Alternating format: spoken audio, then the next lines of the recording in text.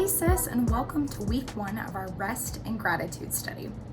For so many of us, this season has been marked by busy schedules and transitions and changes, and so we're going to take the next few weeks to kind of sit back and understand what it means to rest and be grateful in busy seasons or crazy seasons of life, even now. If you haven't yet, be sure to print your workbook and we'll get started right now. Do you consider yourself to be an instruction manual type of girl? I just ordered a new little personal smoothie blender a couple weeks ago because my old one broke after many special blending sessions together. And the first thing that I did when I got it was open the box and read through, or at least skim through, the instruction manual. I had just ruined a fitted sheet a couple of days before that because I didn't read the drying instructions. Whoops. And so I was a very dedicated skimmer of this smoothie instruction booklet.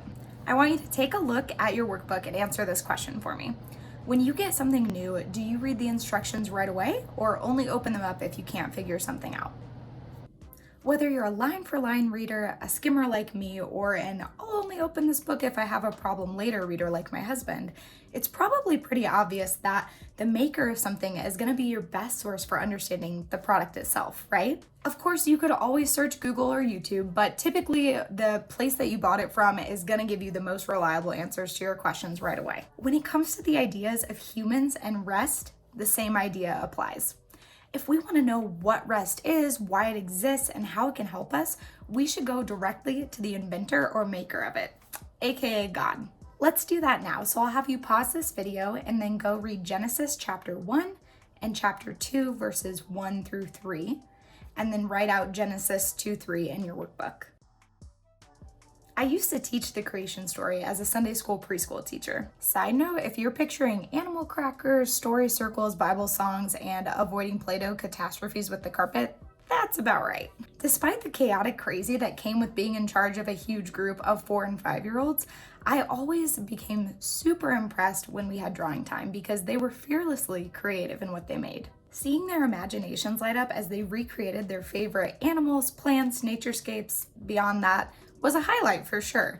And although we read about the 7th day of creation where God simply rested, that never seemed to make it into the kiddos' drawings.